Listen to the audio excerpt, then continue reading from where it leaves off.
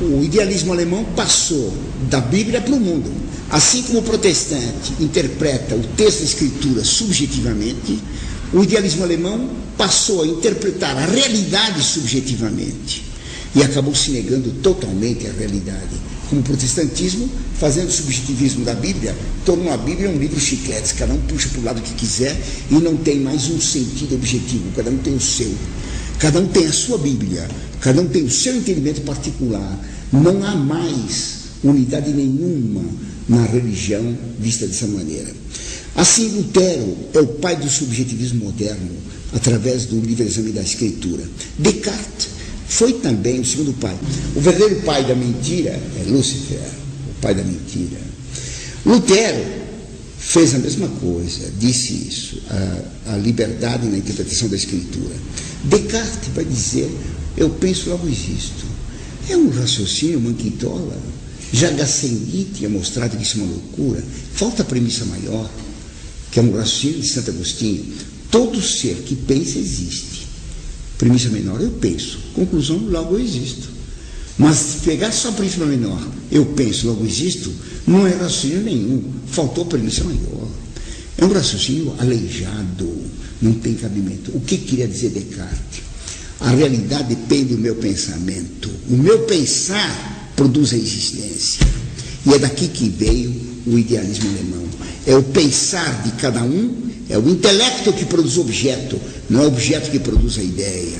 Mas a minha ideia produz o mundo. Foi Deus que pensou a realidade e a fez. Quando o idealismo alemão diz, quando Descartes, o idealismo alemão, colocam a fonte da realidade no pensamento do eu, estão dizendo, cada homem é Deus. Deus é que pensando, luz fez a luz, pensou o homem e fez o homem. Para Descartes, era o pensamento do eu que produzia a realidade. Para o idealismo alemão, a mesma coisa. Cada um tem sua verdade. O que eu penso que a coisa é, ela passa a ser. Se eu disser que o feio é belo, passa a ser belo. Picasso seria belo. Quando Picasso diz que tudo que ele fez foi feio, que ele queria fazer o feio, que queria destruir a beleza. Mas para os tolos subjetivistas, procuram a mentira, até nos quadros de Picasso, dizendo que aquilo é belo. Uma vez perguntaram uma repórter para o Picasso, o que significa o seu quadro? O que significa meu quadro? Não significa nada. É contra a verdade do ser, não significa coisa nenhuma. Nós queremos destruir a beleza, diziam os artistas modernos. É então de Lutero, de Descartes, que veio o subjetivismo do idealismo alemão, Kant, Fichte, Schelling, Hegel e os demais. Foi esse subjetivismo que Napoleão e a Revolução Francesa impuseram. Napoleão com a baioneta, a Revolução antes com a guilhotina. Napoleão espalhando as leis da Revolução Francesa por toda a Europa. Ele fez o bloqueio continental, proibindo vir mercadorias na Inglaterra. Ele decretou o bloqueio intelectual, impondo a baioneta por toda parte, o subjetivismo, que é ensinado hoje nas nossas escolas, sem medo das baionetas de Napoleão, mas de medo da maioria.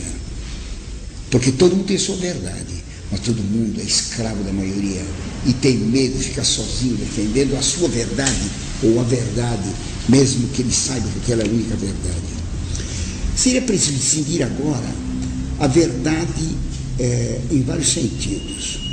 Eu expliquei a definição de Isaac Israeli, que a verdade é a correspondência entre a ideia e o objeto.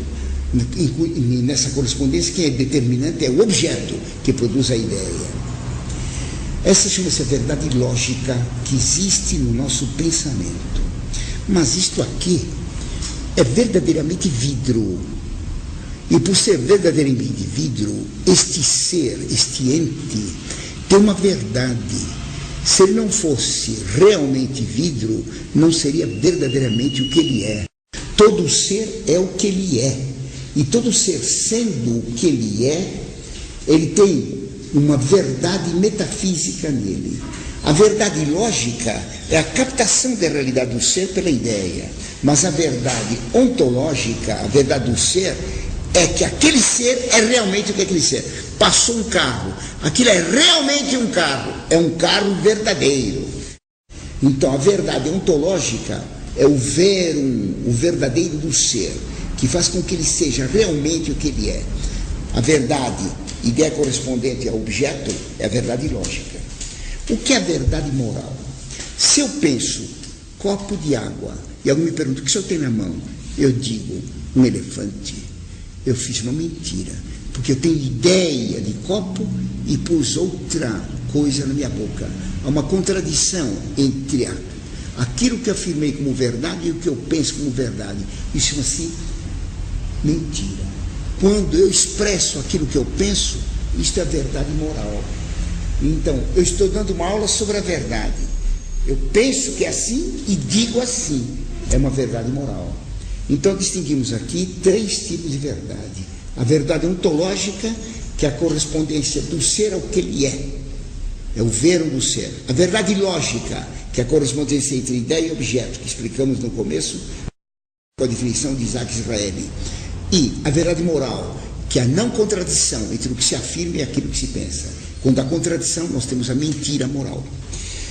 Muito bem. O que é o fundamento da verdade? O fundamento da verdade está no ver do ser. A ideia que eu tenho de copo, um copo de vidro, está fundamentada na realidade desse ser. O fundamento da verdade lógica está no ver do ser. A essência da verdade, a sua formalidade, está na ideia correspondente ao objeto, é a verdade lógica. A manifestação da verdade está no juízo que emito. Isto é um copo de água, um copo de vidro com água. Esta é a manifestação da verdade. Então devemos seguir o fundamento, a essência da verdade e a manifestação dela. Todo ente, para ser verdadeiro, ele tem que corresponder àquilo que Deus pensou ao fazê-lo, ao criá-lo. Assim, eu tenho um cavalo.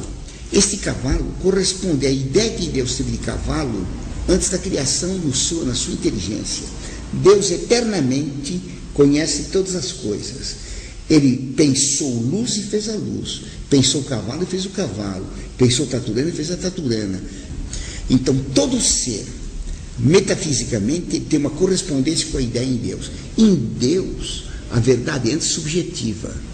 E ele produz o objeto exatamente de acordo com o que ele pensou. Há uma correspondência entre o objeto criado, o ser criado, e a ideia que Deus teve dele. Mas aí, é a ideia que Deus teve que determinou o ente criado.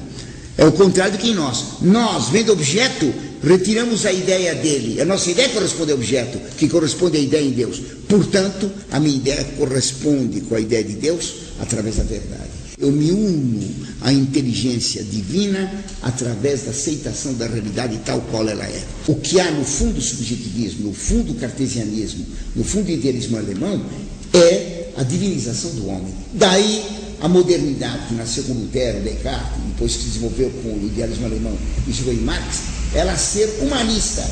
A modernidade é humanista. Ela coloca o homem no centro de tudo, o homem como Deus, criador da realidade. O homem é que é Deus. O homem se tornou Deus e repeliu o Deus criador de todas as coisas. O homem é que determina a verdade e não Deus infinito. E por isso quem é subjetivista é liberal. E o liberalismo diz Dom Félix Salvani, o liberalismo é pecado, porque nega a verdade e nega a realidade como ela existe hoje, como Deus a fez e como ela foi deformada pelo pecado de Adão. Então, quais são as consequências desse subjetivismo? Por subjetivismo, a verdade não é objetiva.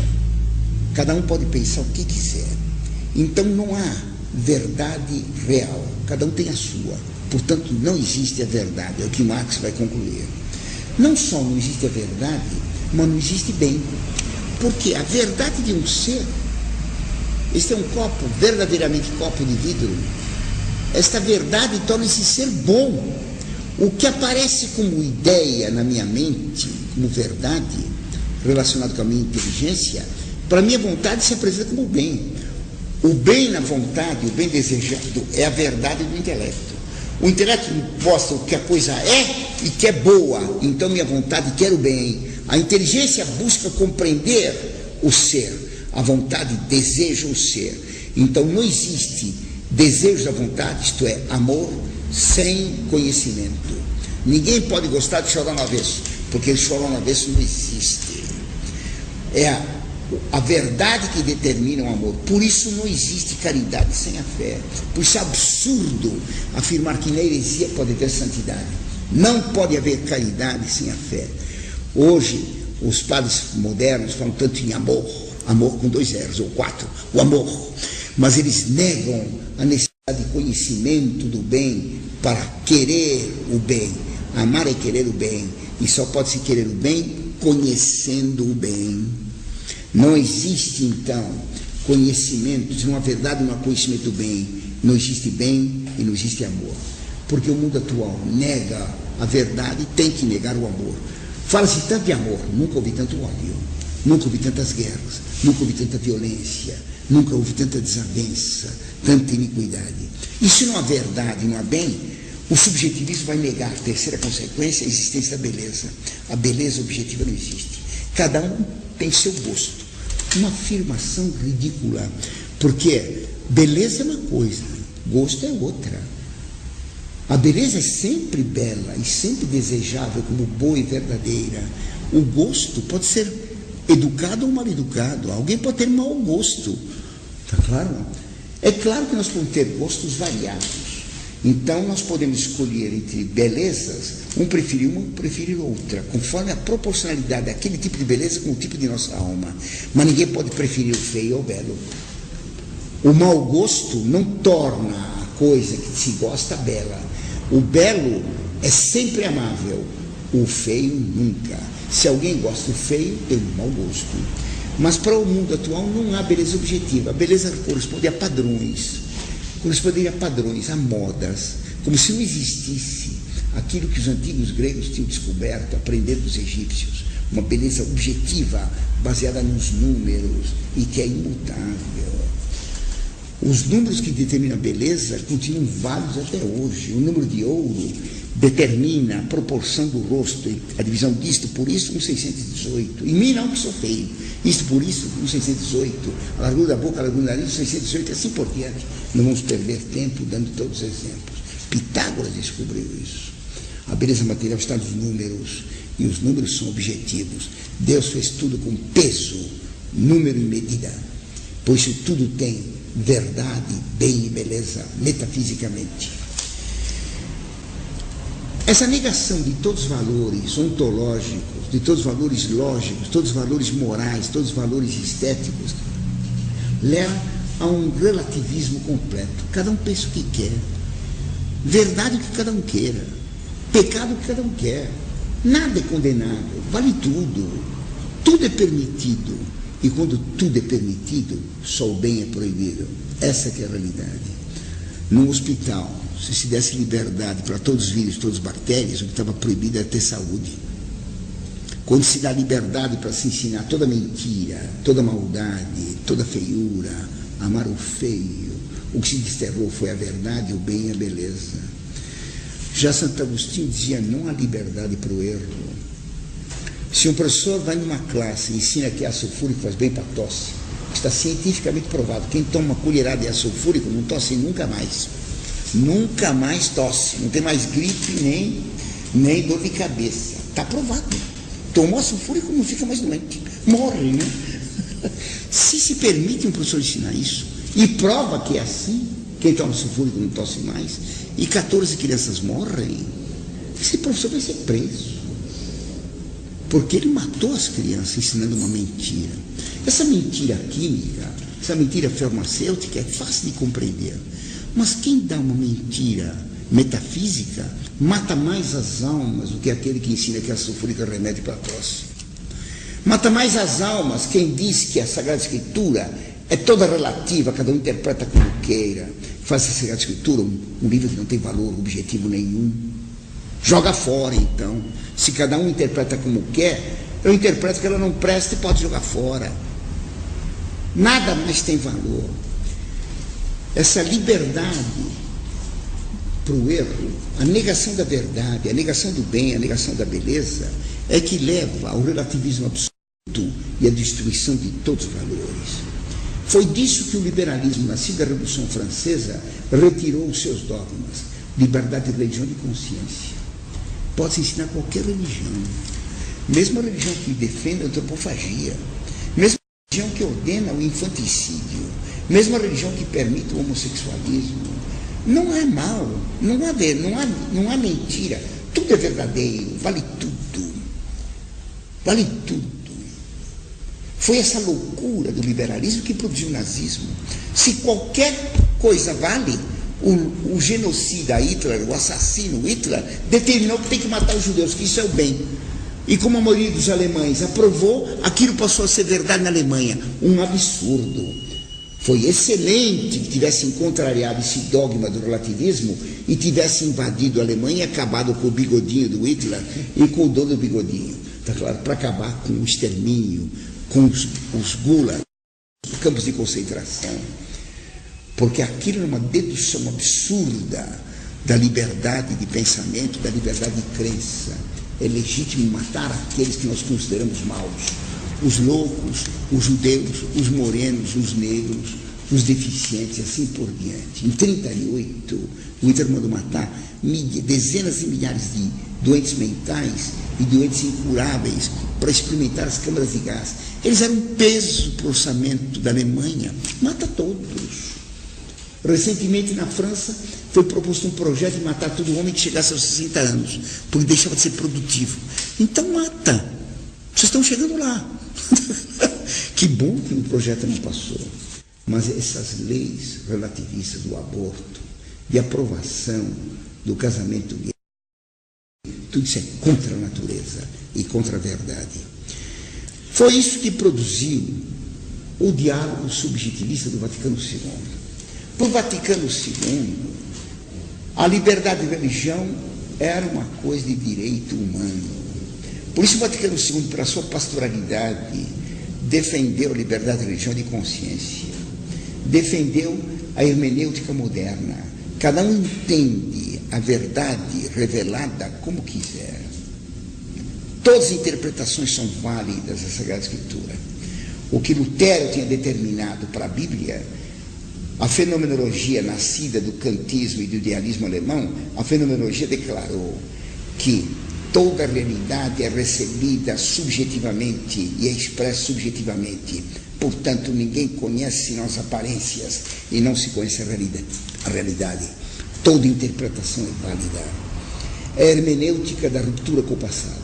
Porque se não existe verdade objetiva, o Vaticano II podia romper com tudo que a Igreja ensinou no passado. A tragédia foi essa. O Vaticano II recusou condenar as heresias. Isso foi em 65. 3 anos depois, a Revolução da Sorbonne recusou proibir qualquer coisa. É proibido proibir. Se a Igreja Católica recusa condenar a heresia, é proibido condenar qualquer coisa. E se é proibido condenar qualquer coisa, tudo é permitido. Nós estamos vivendo hoje a vitória da Revolução relativista da Sorbonne. Nada é verdadeiro, tudo é permitido. Logo, o bem e a verdade não podem ser defendidos como objetivamente certos. O que eu estou defendendo é a objetividade da verdade, a objetividade do bem, a objetividade da beleza. Abaixa o Monfort, tem que calar o professor, esse doido.